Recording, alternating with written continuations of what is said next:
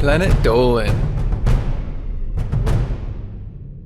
From what happens to bees after stinging to what if you woke up a bear from hibernation, we answer some of your most burning questions about life. How's it going, folks? I'm Pringle the One, and I'll be reading Sacred Snoopy. I'm back, and I brought heaps of fruit. Don't worry. And I'm Paprika, here to tutor my new best friend Snoopy, and to help out my dear buddy Pringle over there. Here's a bucket of fruit to throw at Pringle. Thanks, friend.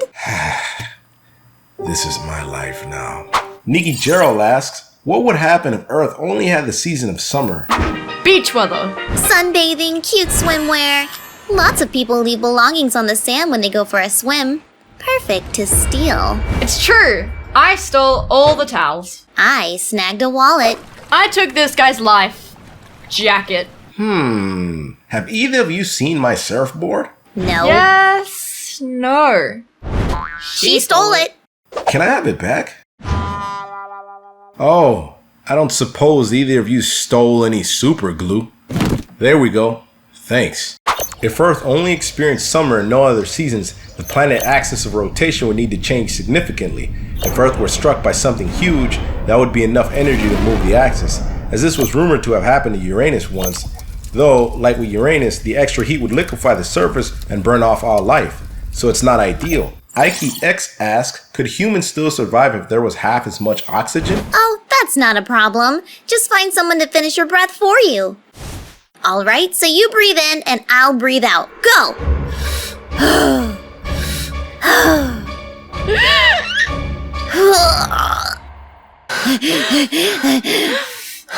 You didn't breathe in properly. Well, you took all my breath away, so it's your fault. Hey guys, I'm not sure that's how oxygen works. It was him. He hogged all the oxygen. Let's get him. Yeah!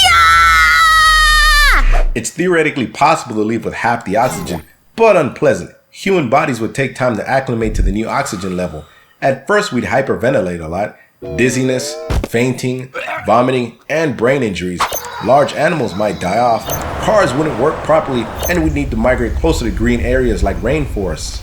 R.E. Hardy asks, why do some bees die after stinging once? It's just natural selection. Bad bees sting once and then lose the will to live. Me? I've stung people with the end of my tail, and I'm always fine. This one time, I stung so hard, and the guy's arm came off. Yeah, I was wondering where you got that super cool necklace.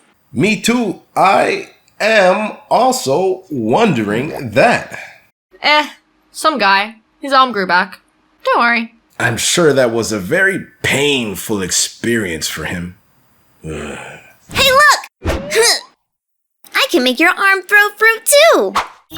It's mainly the honeybee that dies when stinging, and only the females, and they're not meant to die.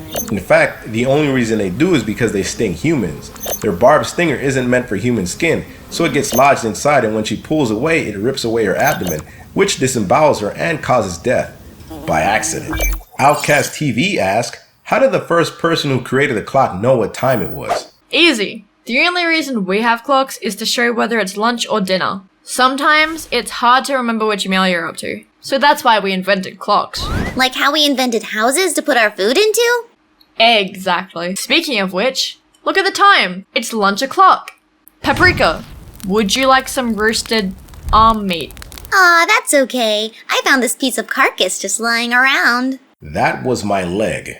Oh my gosh, really? That probably explains why it tastes like Twinkies. Did someone say Twinkies? Humans have been able to measure time for many thousands of years through observations and deductions. The position of the sun and stars, the change of seasons, day becoming night, all mark the passage of time. You could say that the sundial was the earliest form of clock to exist, relying on the position of the sun to tell time. Hourglasses too were a helpful timekeeping device, and some of the earliest clocks from ancient Greece were powered by water. What Andu asks, why is it harder to identify people with only their eyes blurred out? People's souls are in their eyes. That's why I like to claw them out. If you hide them behind sunglasses, nobody will know who you are. Whenever I put these on, I discard my Snoopy persona and become a soulless 420 no-scope meme lord.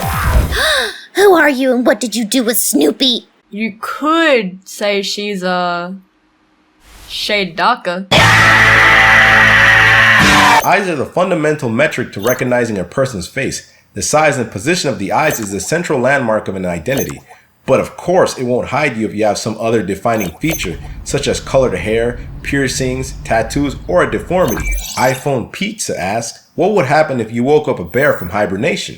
That just means it's time for school. Time to wake up, bear. Yeah, get your lazy butt out of bed. Do you have any idea what time it is? Come on, Bear. Get up, get up, get up, get up, get up, If you get don't up. get up, I'm not gonna drive you. Eat your toast and go to school pronto, Bear. Yeah, bear. Bear. Bear. Bear. Bears experience something more like a deep sleep than true hibernation. Their heart rate slows, but their body temperature is high. They can also sense intruders, so if you wake a bear, it will almost certainly wake up and defend its territory. Teddy Adventures asks, what would happen to humans if Earth's gravity suddenly turned off? That's air floating. It's like swimming, but through the sky. You have to be careful though. Drift too far, and you'll end up somewhere bad. Speaking of which, whoops. Snoopy? I'm being sucked into a black hole and I'll soon be dead. Mood. Are you not going to help her?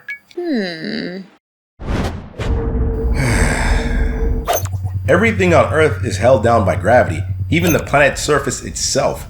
If gravity disappeared, everything not held to the ground like trees or buildings would float off from Earth. Even the atmosphere would float away. Without gravity, there would be no Earth. Comment the Star asks, why does your stomach growl when you're hungry? We all have a little dog or cat inside of us. If you don't keep it fed, it will hiss or growl at you. Most people have dogs though, so that's why you'll never hear them hiss. Mine doesn't do either. It makes this other weird noise. Oh, you know what that is? You ate Pringle's head. Oh yeah! The growling is caused by gas and air bubbles in your digestive system. They're always making noise, but the reason you hear them loudly when you haven't eaten is because food in your stomach absorbs some of the sound. Is it possible to die from a loud sound? Yes. I can't tell you how many times I've died from a loud noise. My phone rang yesterday on full volume and I died. I slept my drink, and it was so noisy, it killed everyone in my house. I coughed in a warehouse and it echoed, and that made the building explode, and it fell on me. And I died. I stretched, and my bone cracked, and it was so loud, I died. Thankfully, libraries are quiet, so you're usually safe in there. Hey guys, what are you up to? Dang it, not again. It's entirely possible to die from too much sound. If you were to stand next to a jet aircraft taking off without ear protection, it would burst your eardrums. Anything louder will mess with your lungs, cause erratic breathing, then could make your lungs burst from air pressure or stop your heart from beating. Amazingly, sounds at 240 plus decibels can even make your head explode. Blam Blam 24/7 asks, why is it harder to breathe when air is blowing in your face? This is just like surviving with only half oxygen. Only this time you're supposed to breathe into their mouth and they inhale. Nothing can go wrong. Ready, Snoopy? Fishy. What the hell happened? This is because wind pressure in our nasal canal is moving so fast that it turns into turbulence. Instead of entering our lungs, it bottlenecks in our nostril and creates a sense of obstruction. You have to breathe more forcefully to allow it to enter your body. Pringle, you were supposed to look after these two. Man, I've been trying. In the last 10 minutes alone, they've brought down a building, antagonized an entire beach and a bear, killed a library full of people, nearly died 3 times, they successfully killed and ate you a bunch of times. What do you have to say for yourself, buddy? Again? You're doing a terrible job, Pringle. Look guys, there's no protecting yourself against fools like Pringle, but you can secure yourself digitally with a service like Dashlane. Snoopy, Paprika, I'll bet you guys use the same password for everything online, like an amateur. All it takes is for someone to hack one password and have access to everything, bank info, website logins, you name it. Now Dashlane stores not just your passwords, but all kinds of sensitive info like addresses, phone numbers, and passport details in a secure way. You'll be able to catalog passwords in a vault, sync, and autofill in web browsers across devices like Apple, PC, Android, Safari, and Chrome. And with a built-in VPN and dark web monitoring for breaches, it's perfect for traveling and keeping your personal details safe no matter where you go. So go ahead and try Dashlane for free on your first device by heading to dashlane.com/Dolan, and then if you want to upgrade to Dashlane Premium, use my code DOLAN. Otherwise you'll end up like Pringle, except instead of cooking on a rotisserie, your wallet will be the one cooking.